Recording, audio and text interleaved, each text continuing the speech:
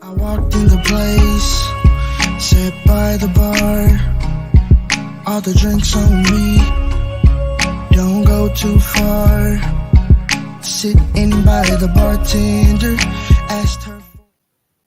What's going on? What's going on? It's your boy Icon E. And once again, we're here on 910 Sports.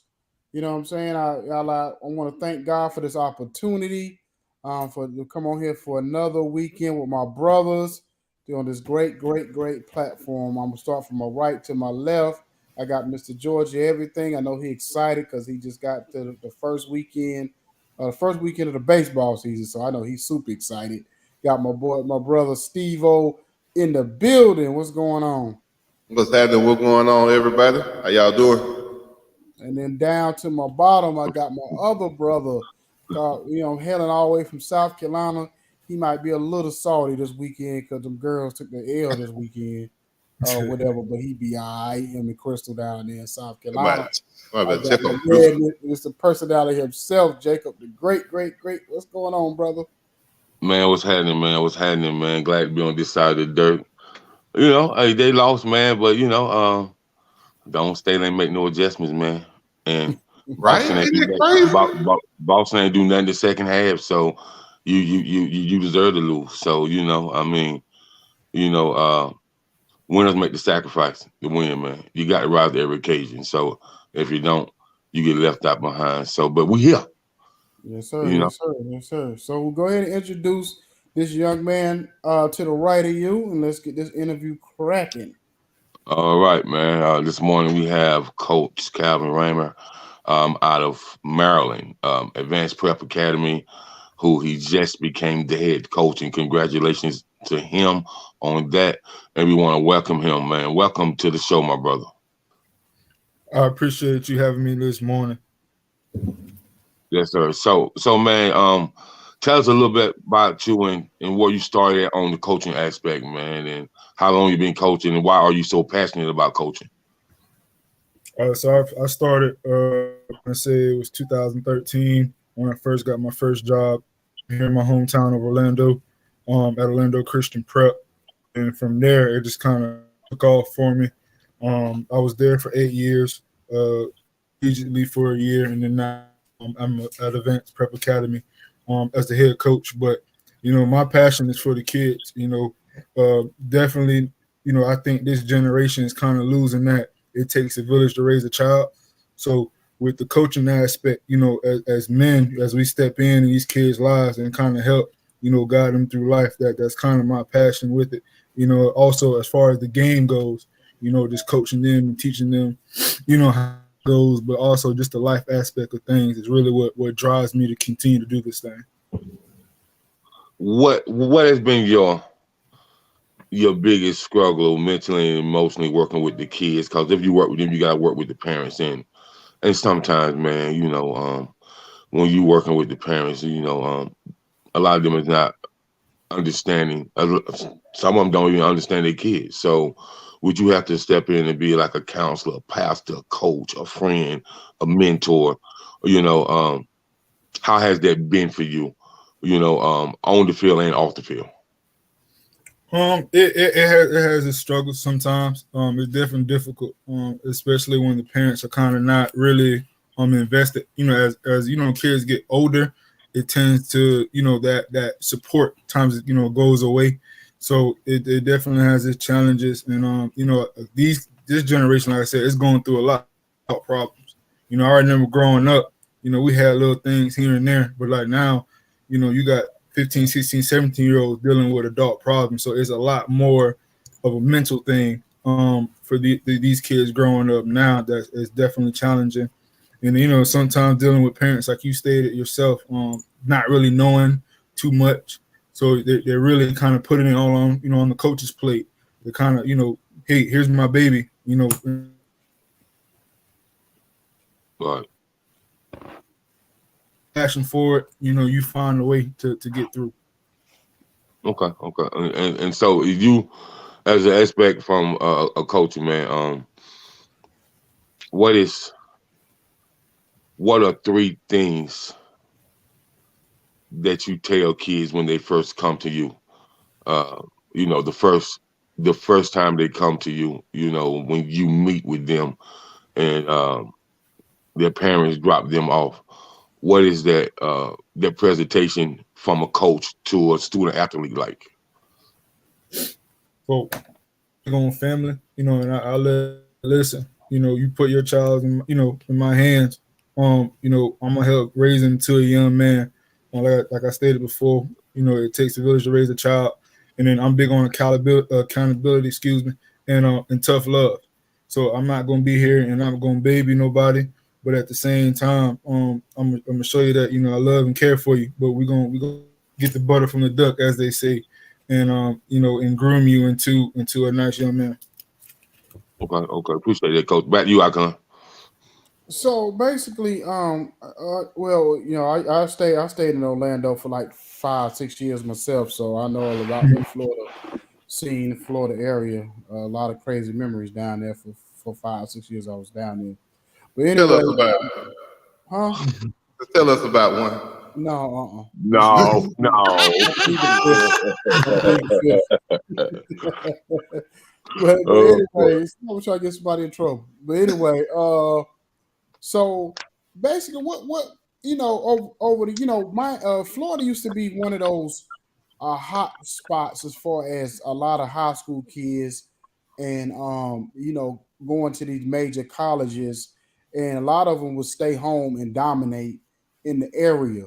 Mm-hmm. So in your time down there, is it a thing or is it a focus for y'all to kind of push these kids to start getting back into the Florida market as far as the schools there, or is it just y'all just trying to get them wherever that y'all can? Because I know y'all getting pressure probably from Florida State, Miami, Florida to try to keep these kids home. No, it's definitely the case. Trying to keep these guys home. Those late eras that Florida State had, Miami had. Their rosters were full with Florida guys. Now you probably can go on those rosters and you barely see any. One of the things that is definitely those head coaches have been preaching. At their coaching clinics that they want those guys to stay home. If you want the big, they say to be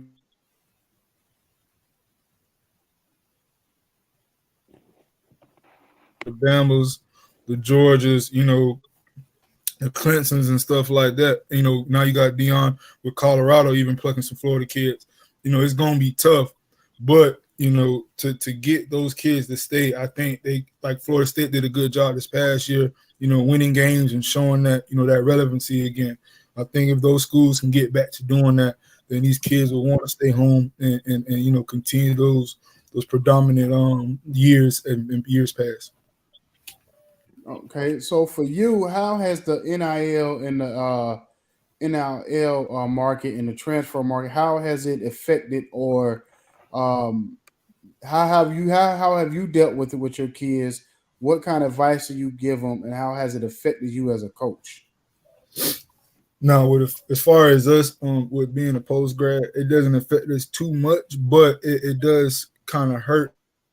It's giving them false reality because now you got guys thinking, I need an NIL deal, going into college, and name case, if you weren't producing in high school, you weren't a big name. Unfortunately, that NIL deal is not going to be what you think it's going to be, and I think it's painting that picture.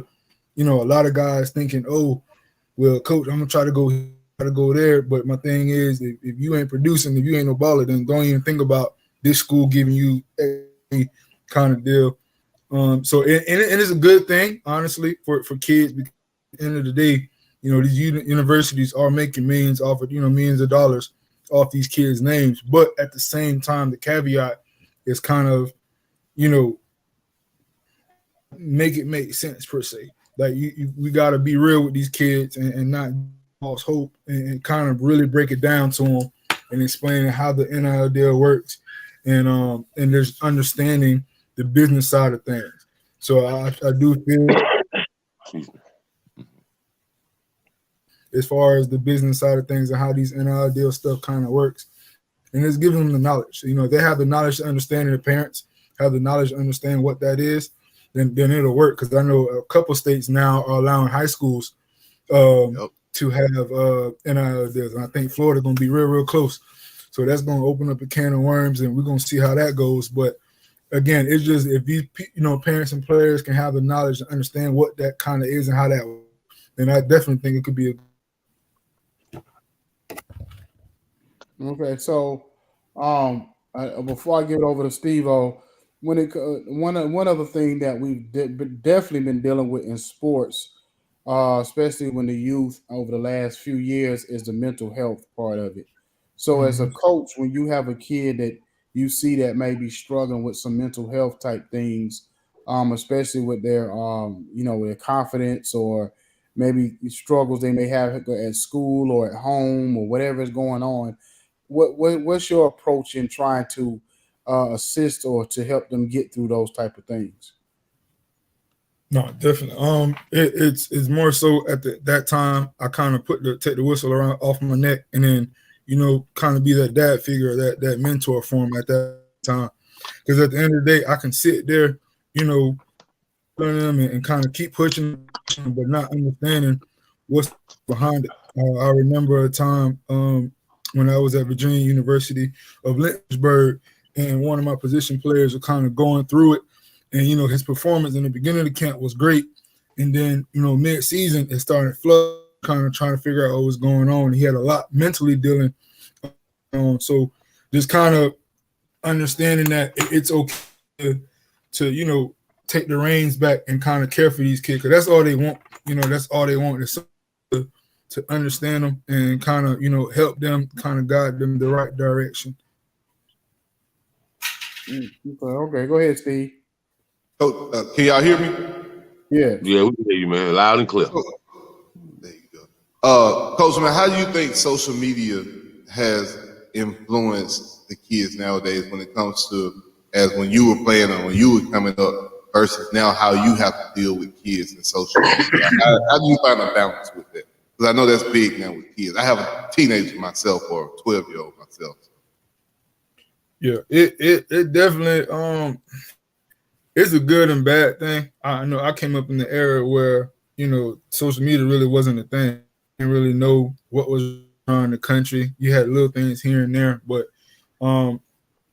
it's to a point now where kind of people are, how you said, the kids said, kind of flexing and showing off with it and not kind of using it in the right kind of way. Like I seen a video, a kid at a 7-on-7 tournament.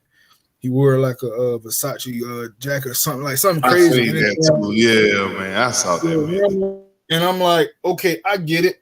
But they would say, oh, don't hate on his, on his swag, this, down, and third. But at the end of the day, like, football is football. You know what I mean? And you can't go out there and wear that, you're playing and whatnot. So I think social media on the spectrum of kind of getting guys noticed is a good thing. But then I think it goes, it takes a left turn kind of when guys kind of do the opposite stuff, cloud or different things of that nature. Because I remember growing up at YouTube, I remember we used to just watch dudes' highlights, and then we go out there and we go, try to perfect it. But now it's, you got a guy posting a video, or I'm getting his work in, and he literally just sat at the park, showed a video of a ladder, and he went back home. Like, so it's it has its challenges, but it also has its benefits. But it can be a thing that honestly can be good, but it's just that mentality of that person, that player, kind of how they go about it can benefit them. Yeah, I totally agree. That man said Versace. He did, man. He had on like a whole robe or something. Bro. I watched that. Listen, man, boy, that man might have had his theme music. Versace, hey. Versace, hey. But hey, man, 7-on-7, and you already going Hollywood? Boy, look at here. We got to be more careful. Yeah. And coach, now you say you're now the head coach at the school, correct? You were a coordinator before. This is your first head coaching job, is that correct? Yeah, this is my first head coaching job. I was a coordinator at Atlanta Prep. Okay, so be coming from a coordinator and now being a head coach, and I know it's still the off season. What do you seem like the biggest difference is between your job and responsibilities that you had as a coordinator dealing with one side of the ball? Now you're dealing with everything, all three phases of the game. Football more things because now you're touching on from A to Z pretty much. As a coordinator or as a coach, you kind of have A or B to deal with. But now as a head coach, you're going through the whole alphabet. You got to make sure from top to bottom, everything's kind of running smoothly and going the way you want it to go. So yeah, as a head coach, it's definitely challenging. But once you got good assistants that can help you along the way, so it helps too. So that's been the biggest difference is just making sure everything's done in the proper way. Going down your checklist. You'll probably go down your checklist several times. Make sure everything's squared away because I'm very detail oriented. So I want to make sure everything is aligned with where I want it to be. Okay, now I'm glad you said it. That'll take me to my next question. You said you're detail-oriented coach. I'm a defensive type guy. Played kind of safety when I came going through. What kind of defense are you guys running when it comes to the defensive scheme? Is it more 3-4? You got 3-4 under the sky? What you looking at? So we're more of a 4-2-5, 4-4 kind of defense that seeing more collegiately. Again, with our program, we're based off of transition. So once guys play a season with us, they'll move on to the college ranks to their next school. So I want to make sure, as far as film wise, those guys are able to showcase their skills. So when a college coach does come in my office and there's such and such corner that you got, all right, perfect, coach. We run cover 3. We run cover 5, we do man, we do all this stuff, and we could kind of, mimic what they do on their, scheme of things, and then where it are, so where that transition is easy. So it's easy to talk up a linebacker like, coach, he's perfect for your defense because this is what we exactly run, almost the exact same thing, different terminology, but pretty much the same exact thing. So it kind of helps those kids moving forward do transition. Is that learning kind of cut it in half for them. Okay. Now you said 4-2-4. So, coach, you got to have some fast linebackers. You only got 2 linebackers sitting back there protecting that middle. Yeah. So that means your linebackers got to have some speed on them now. Oh yeah, they do. Those guys that are harder defense and those guys up front for sure got to be dogs. So again, in the defense that I got set up is honestly you definitely gonna be able to showcase your skills. If you can't play, then you sit on the porch. So I got a saying, can't hang with the big dogs, stay on. So and that's kind of the mentality that we're gonna kind of have moving forward. If you can't do it, next man up. We're gonna find a guy to get it done. Okay. And now, coach, with your scheme and how you being the head coach now, is it more of I need to find a player that fits what I'm trying to do schematic wise, or is it more about the mentality of the player and I can get him where I need him to go? Scheme wise, I need to have his mental at a certain place to come play for me. Like you said, when you come out here on this field, you get off that porch, you got to have the mentality right. Which one do you care about most? Or more of a scheme fit or more of a mental avenue? More on the mental side. You can do different things. Like I said, even though our base is a 4, I can go 4-4 and kind of go with a heavier, 2 heavier inside linebackers and different things like that. But it also is a mental thing. At the end of the day, that bend don't break mentality has to be there. Everything, we're not going to be able to, keep guys out of the end nowadays with all these crazy, offensive schemes guys are coming up with. They're getting real creative. They're going to stay there. But the ability to have that forget and make that next play is definitely was big. Definitely having a guy that can be mentally able to get in there and just do what he needs to do, and the rest will take care of itself. Cool. And then I thought I got just a few more questions. I'm gonna turn it back over to you guys. Who are some of your biggest influences as a coach? Like, who are some of the coaches now that you can kind of look back on and you say, man, I kind of patterned myself after him. I love how Joe what's the man's name? What's the Florida State? Bowden. I like how Bowden used to get in his players. Or I like how Nick Saban keeps himself calm on the sidelines, go off on the court. It's like, who do you see yourself on the sidelines as mimicking? Sorry, y'all went out on me. So the one person I can definitely say off the top of my head is my former head coach, Coach D at Atlanta. Just because when I started off real young. Started out real young. I thought I knew everything, but definitely was humbled, going through it. Just where I am now and be able to be where I am now, definitely helped me away as far as schematic or wise, all those things to kind of be able to be in this position and handle it. Also, I and kind of what he's doing and what I like about it, he's doing it his way. And I don't care what it kind of thinks about it. And honestly, with an African American male, and we don't get too many opportunities. We time and that's a wrap. And then our counterparts, they screw up 30,000 times and they still getting head jobs. So kind of being able to, if you're gonna give me this opportunity, I'm gonna do it mine, and I'm gonna show you, we can just be just as good or even better. And then also Mike Tomlin is that I look up to, just with his consistency, and just kind of his approach to business, how he takes it. Definitely been inspirational for years, kind of, does things with the Steelers organization. So those are just a few guys I can rattle off, the top of my head that kind of, I look up to and it's inspirational as I continue.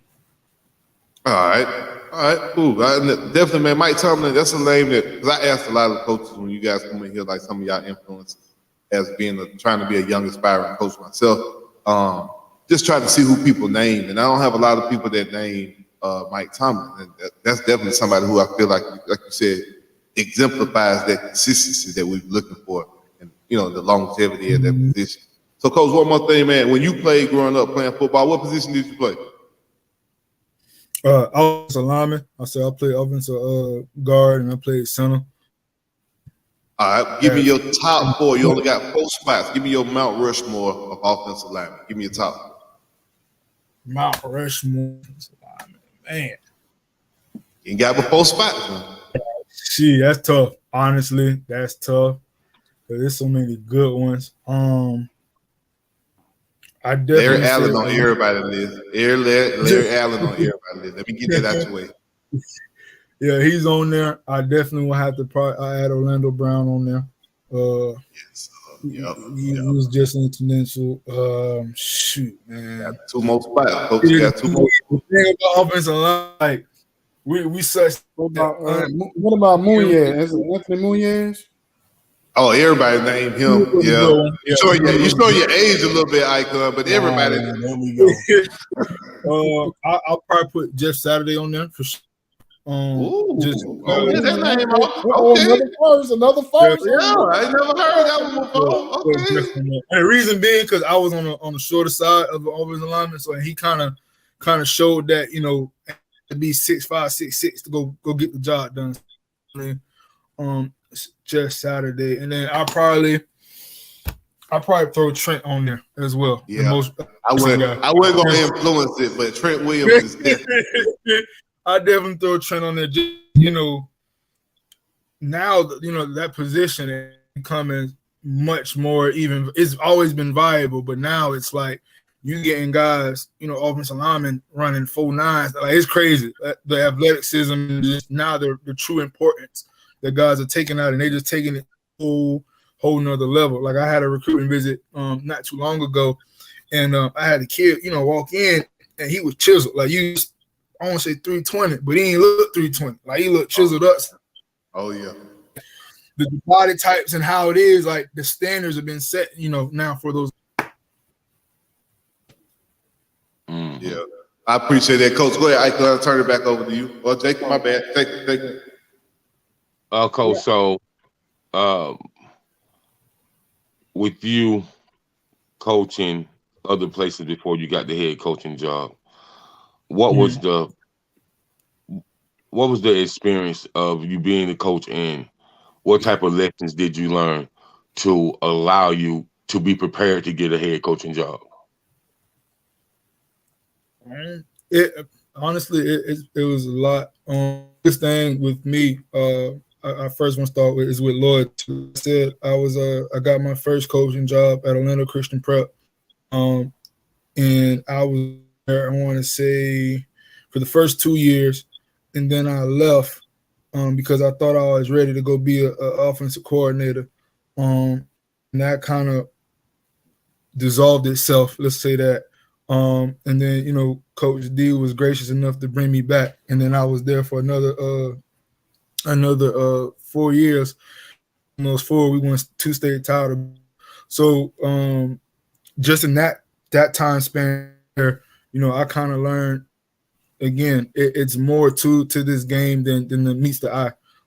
Everybody thinks they know stuff, but I learned that you never stop learning the game of football, regardless of how old you get or how much experience you think you have or how much knowledge you think you have. You're always learning because the game's always evolving. And then from there, getting my opportunity in the college ranks at Virginia Lynchburg University, that kind of helped me as far as the preparation and seeing the other side of stuff. Head coach Tim Newman.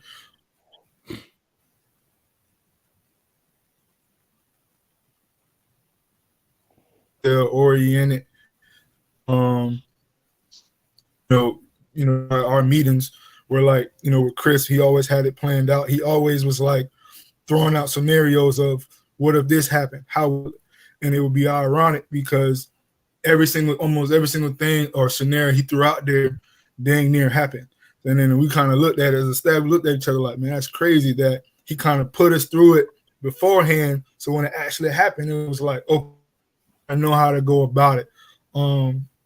So the experience of just, bits and pieces from, each experience and each your own, to where now it's like I kind of have, my list of things and I go about things a certain way, from those experiences that I had. Okay. Solid, coach. What are some, we teach kids, we coach kids, we mentor kids, but kids teach us too. So what are some things that you have learned from your student athletes that have helped you on your journey as being, a coach? I'll probably say, sometimes we get, as coaches, we get so caught up into it. We get caught up into the X's and O's. We get so caught up in trying to get this game plan going and perfecting it. We forget why we truly love the game. We forget that, the guys playing for us, they have a passion for it. And one of the things I remember told me one time, Coach, it's okay to smile, man, and have some fun. Because at moments, I'm one of those intense coaches. Like, like I said, I want to, like I said, get the butter out of the duck. But he said, one time he hit me, was like, Coach, it's all right to smile one time. It's all right to crack a joke here and there, And then I kind of looked at him and I sat there and really thought about it. And it's, at the end of the day, you could wake up tomorrow, it'll all be gone. So what was, what was all so serious?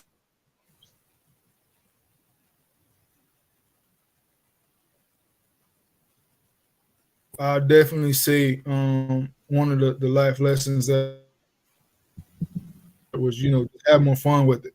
Definitely have more with it. And, from that was early on in my career. But now, I'm the one, I crack a joke here and there. I kind of make it more personable because at the end of the day, you want these guys to go out and play their absolute best for you. So now I would definitely say, I'm a player's coach kind of deal, to where they'll understand where my line is. Don't toss it. Don't cross it. But we definitely have a better idea of how to go about it as far as that player-coach relationship. Okay, appreciate it, Coach. Back to you, Icon. So basically, when you go into a home, and we talked about Dion, and Dion said he's very candid. with parents, and especially with the mom, the dad, the grandma, all those Mm-hmm. type of people, as far as the way he, what he promises, what he doesn't promise, those type of things, to get them comfortable. So what's your kind of your approach when you go sit down with a mom or a grandmother or a dad when you talk about their kid? So, like I said before, the biggest thing is gaining that trust and letting them understand that I'm not here to be a salesman. I ain't here to, sell y'all a dream of this and that. I'm gonna be straight up and honest and real with you as possible. The first thing first is, if you entrust me with your child gonna be taken care of. That's the first and foremost. The second thing is understanding, like I stated before, it takes a village to raise a child. So if you allow me, your son, to come into my program, understand that there's going to be some things that are going to take place that you're just going to have to entrust me and my staff with. Because the life things, and I think, like I said, with this generation, it kind of is dwindling away, where a lot of these guys don't have those father figures to understand, how this life game really goes. So with me, I'm big on when I step into, household, talk to these parents, like, listen, I'm gonna help you do as much as you can in my willpower to make sure that your son becomes a better young man. And we have some things within our program that helps with that. And that's one of the reasons why I took the job. We're really big on the life skill of things. So teaching our guys how to cook for themselves, how to be dependent for themselves. A lot of those things we have instilled in our program, because at the end of the day, when football is all said and done, these guys to be good fathers, husbands, mentors in their community and whatnot. So we kind of give them that platform to kind of build off of moving forward. So my biggest thing going into household parents is like, listen, I'm here to help. I'm your help. You can't do it all by yourself. As much as you try, we all fall short, and it's not a bad thing. But like I said, it just takes, and I just want to be a part of it. Okay. Now you said something key. You said something about, you said you had to enjoy, you had to realize you had to enjoy the game. So you had to kind of loosen up and have a little bit more fun with, what Mm-hmm. your approach and what you were doing. So, and one thing I noticed, especially in college, with college basketball more than anything, you see a lot of the older college coaches, starting to retire. The Jim Boeheim, the Coach Cage, Roy Williams, Jay Wright. I wouldn't be surprised if Izzo will be out of there soon.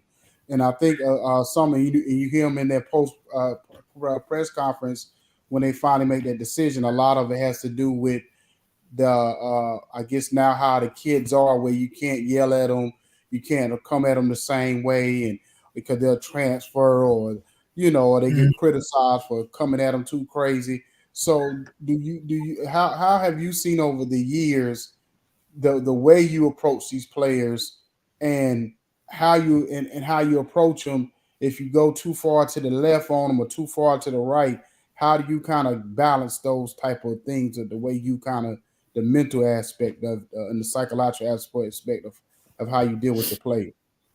No, you definitely hit on the head, and it's not just on the college level. I feel like it's definitely on the high school level as well. Um, with me, like I said, I grew up on that old school hard nosed style of coaching, because that's kind of the approach that I've been. I said, but it's all about that. How can I say it's more so being able to adapt and kind of evolve with it, but by not losing your values with it. So again, making sure players understand, at the end of the day, their structure, there's this standard, and we're not going to break from it. We can evolve with it, but we're going to keep the main thing.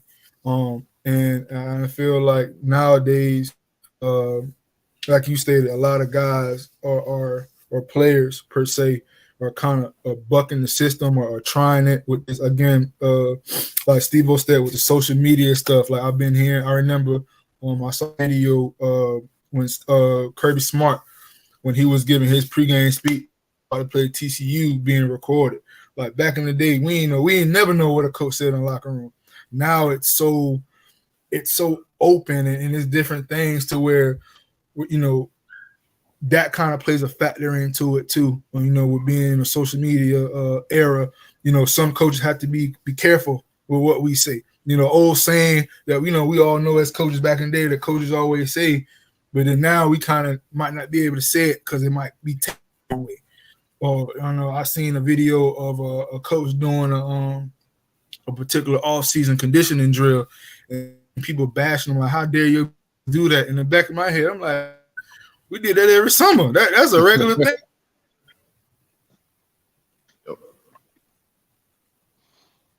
Man, I tell you, Make it. So it honestly depends on that coach, you know, and his relationship with his players to kind of make sure he addresses from the start and kind of make them. And then you're gonna vet in these kids. That's another thing too, as well. Is definitely doing your homework.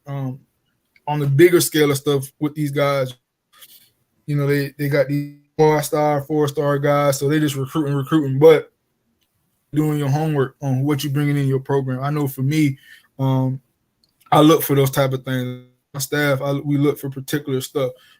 Too picky because we don't have to do so, but at the same time, you know, we do kind of want to ask these guys particular questions, see how they go about it, because at the end of the day, not gonna change. Like I said, I get tough love. That's where it's at. That's how I was raised. That's how, you know, coaching style. That's how my coaches gave. So that's where I'm gonna be. But with that same sentence, you know, being able to is also being able to, you know, kind of not say per se cater to the player, but kind of let and like it's an open door policy. Like it's okay to be yourself. Just know when it's time to, you know, handle business, it's time to handle business. mm-hmm. I can dig it. Well, so let me ask you this before I give it back to Jacob or whatever, Steve, whatever. So it's kind of funny because I just thought about like the XFL. The XFL is kind of, you know, it's kind of hard for me to get into it because it's cool to watch the players play, but it's real gimmicky and some of the stuff they do. And what I'm kind of like a head scratcher to me is they allow us to get into the playbook a little bit. You know what I'm saying? Because they actually, I think it's like up to a certain amount of plays each game that a coach can say on screen or whatever on the microphone out loud, like where we can hear it. So I think it's like 10 plays a game or something. And I'm like, how is that kind of incriminating for us to be able to hear these plays and for you gotta stop it because you hear it don't mean you can stop it. I get it, but I'm just saying it's just like he was talking about how, you know, the access that the kids give out, and then now we got the XFL that's a professional league, and it's like, to me, I know they're trying to do certain things to kind of separate themselves from the NFL, but I'm like, oh, they doing a little bit too much. So, Coach, what are your feelings on that? Do you follow XFL at all? Yeah, I do. I try to tune into actually the Orlando team. Actually, just won their first game last. That was a good thing. But I can see it side of the fan experience again, trying to make their own name to it. Kind of why they're doing the certain things that they do. Me in particular, a true football guy, like for me, it's like, okay, it's cool to kind of those guys kind of do their thing, but for just a person kind of watching it or whatever, I can kind of see why they don't into it, or it's like, what is this kind of deal? So, but I like I said, it's all about, you know, their identity and their branding thing. So, you know, we as XFL that they do, you know, and that's and what they do. This is what separates.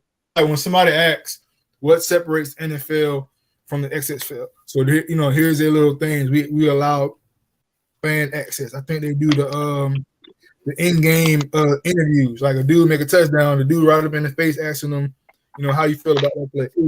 I don't really perfectly like that part of it, but you know, it's just different. So it is kind of, that's what they kind of do. Okay. Now, what's before I get with Steve, what area of the city are you in Orlando? I'm on the west side, Pine Hills. Okay, all right. Okay. Go ahead, Steve. Coach, you said you were at Atlanta Christian before you were where you at now, correct? Hold on, say that Yeah. one more time. Oh, you broke up on me. You said you were at Atlanta Christian before you went down to Orlando to take the head coaching job, correct? Orlando Christian. Orlando Christian. Oh, Orlando. I don't know why I thought you said Atlanta Christian. Ah, Yeah. okay. You killed my whole question. No,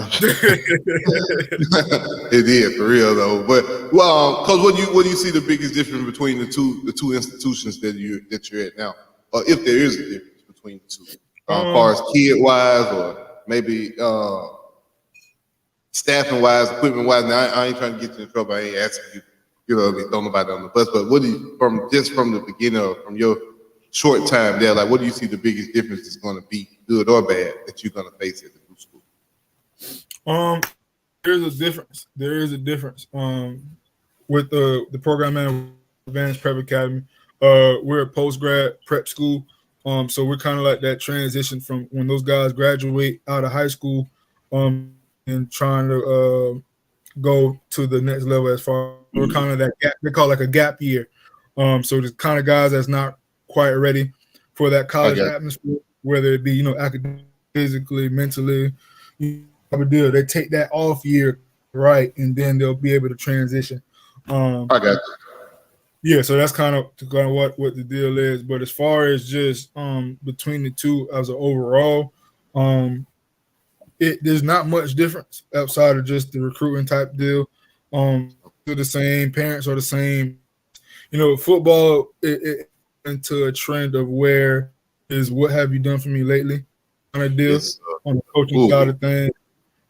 So I know I have a lot of colleagues that's actually been stepping away from it or dibbling into other things just because, it's becoming not that old football of what we've used to, what we grew up on, per se. So not much different, but it's as far as just, on that side of things, on the coaching side of things, that's kind of what's going on. Yeah, as a coach, you definitely have to now, I think, be more like a politician. You know what I mean? People are always watching you, got eyes on you. Everything you say is critique, but at the same time, you have a job to do and they expect you to deliver certain results.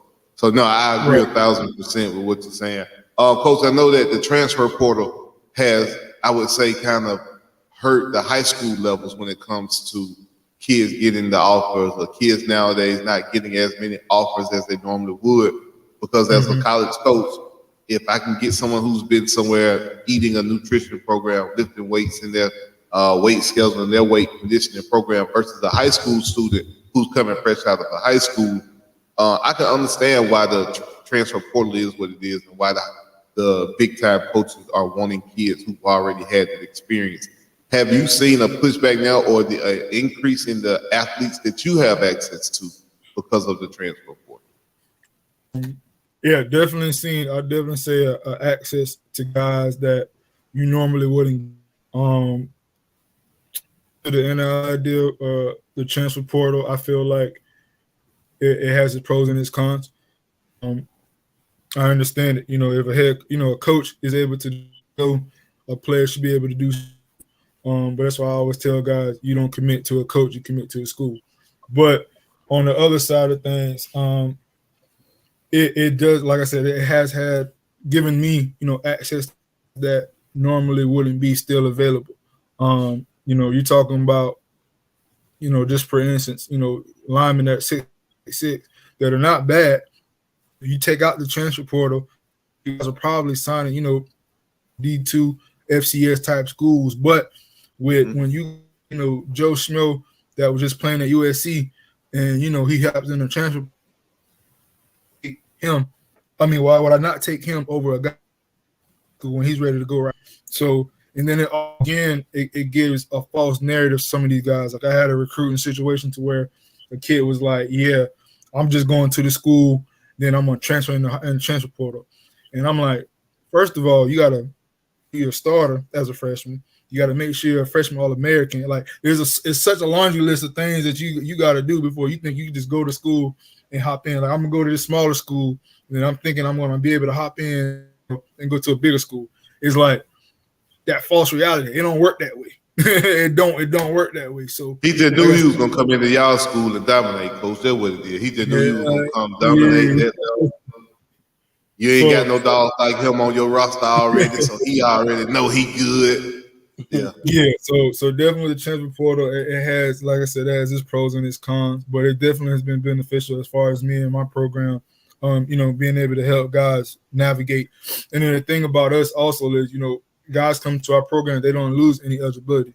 So once they leave our program, they'll still have their 4 to 5 years to play college ball versus, some of these guys are just, and I get it, as a senior, graduation's coming up soon. So a lot of these guys are kind of in panic mode and they're just signing anywhere just to try to go, but not really knowing what they're getting themselves into. So our program kind of provides that, like, okay, let's take a halt, just take this year, get better film, develop, and then we can kind of circle back around and get through things. But yeah, the transfer portal, like I said, it's pros and cons and everything with it. So, Coach, how do you have that conversation with the kids? We have a lot of high school seniors. We got a lot of parents who have kids in the 11th, 12th grade that watch this show, especially on my side. And how do they have those conversations with the kids as far as starting to talk about the next level and recruits and offers? Or how do you guys go about the method of telling the kid, like, hey, let's sit down and make sure we're making the best decision? Like you said, we're going to the right school and you're not going to the coach. How does that conversation happen for you and the kid? He's getting ready to pick the school. How do you approach that? I tell them the biggest thing is make sure you're asking the right. Make sure I tell them the 3 biggest questions you ask a coach when you try to consider going to a school is, how much does the school cost? How much out of pocket expense do I have, and how much student loans I'm gonna have to take out? Because at the end of the day, if it ain't Division I or FCS level, you're gonna have to take out, or you're gonna be paying something. So those next following questions should be, all right, coach, how much is school cost? How much am I have to take out, and then how much student loans I'm gonna have to take out? And then from there, you kind of navigate it and kind of figure out what fits you and your family. And then obviously other things as far as, the environment of the school, the vibe you get with your coaches. Like for us, when we're on our visit, we have a presentation that explains all that from top to bottom. So when you leave us, you'll have the information. And a lot of parents walk away amazed because it's like, oh, I went to this certain school and they never told us about that. Well, you're going to have certain schools that's going to not tell you that for a reason. And I'm more so, I'd rather you have the information rather than withholding it from you. Because at the end of the day, I'm not, like I said, I'm not trying to be secretive. I'm not trying to do anything. I'm trying to help and benefit, that player and his family with that child's future. So definitely the biggest thing is asking those key questions. And if that coach start fumbling over his words and certain things, then you kind of know that might not be a spot for you, because either he's telling you a lie or he's trying to cover up some information from you. Cool. Coach, man, I appreciate you, man. I appreciate you. Thank you. Go ahead, Ike. Okay, Jake, you have any more questions before we get out of here? No, sir, man. I just appreciate all the jewel dropping the information and the real talk about the coaching and the mentorship aspect, as well as how dealing with the kids nowadays. But you got to kind of have the tough love, but kind of have a little bit better patience too, because they because if the parents soft, the kids gonna be soft. There you go. Yeah. Amen. Thank you, Jesus. Happy Sunday. There you go. Yeah, man. So, Coach, I appreciate you coming on this morning, and answering all our questions and just giving us information, especially to help these kids out here. And hopefully it's a parent or it's a kid out there that'll be watching this. Because we've had several coaches of your background come on here over the last month that I really felt like been very educational for us and for the people out there to be able to tap into, so they can help guide their kids in the right direction. Because it's like the wild, wild west out there right now with these kids transferring. Like, I even watch I'm a Carolina Tar Heel basketball fan, and I Oh, watch how that Jesus. just my team alone, I'm just watching them, and then I'm just thinking about the whole landscape as a whole. But just watching my team alone and seeing players come and go like a revolving door, I'm like, this is crazy. You know what Hubert I'm Davis saying? ain't good with kids. That's why. Huh? Hubert Davis ain't good with kids, bro. He seemed like more of an X's and O's type guy, right? But I'm just Yeah. saying in general, because everybody's jumping ship after 1 year. If they don't get more than That's true. 15 minutes on the court, they out. You know what I'm saying? Yeah. You know what I'm That's saying? true. So I just mad what the football field is. Football field, you gotta develop a little bit longer. So if you're a freshman coming in, if you don't get if all you gonna be a special teams or on the, you know what I'm saying, or whatever, or get a play here and there, you out. You know what I mean? Quick. But I couldn't. The transfer portal only it only how can we say it only protects one level of an athlete. Like if you're not a Division I athlete, I really don't think you matter in the portal.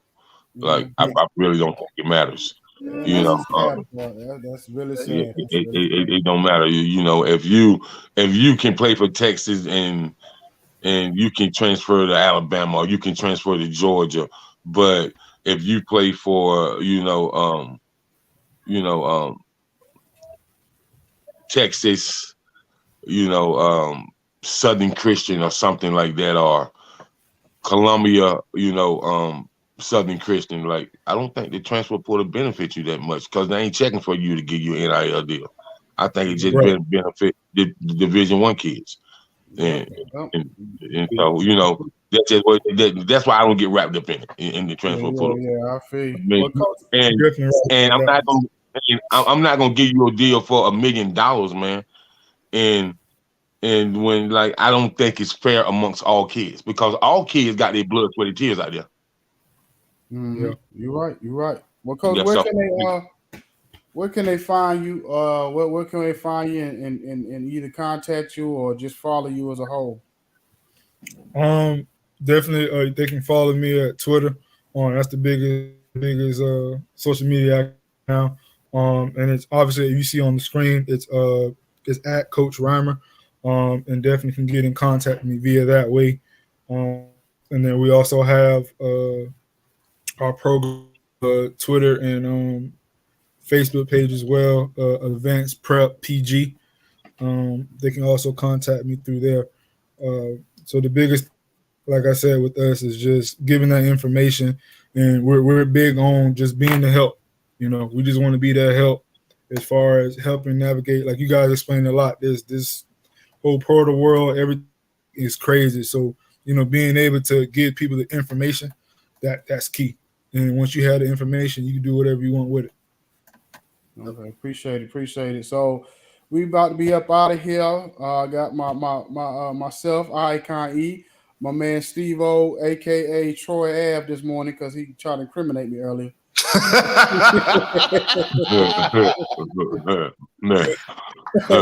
And Mr. Personality, Jacob the Great.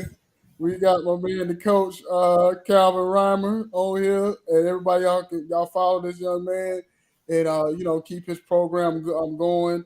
And you just never know, skies might be the limit down there if you go down there and check out with that man. So see y'all next week, man. Happy Easter if we don't see y'all throughout the week. We may do a special show throughout the week, but if not, happy Easter to you early. And we out of here. We out. I walked in the place, sat by the bar, all the drinks on me, don't go too far, sitting by the bartender, asked her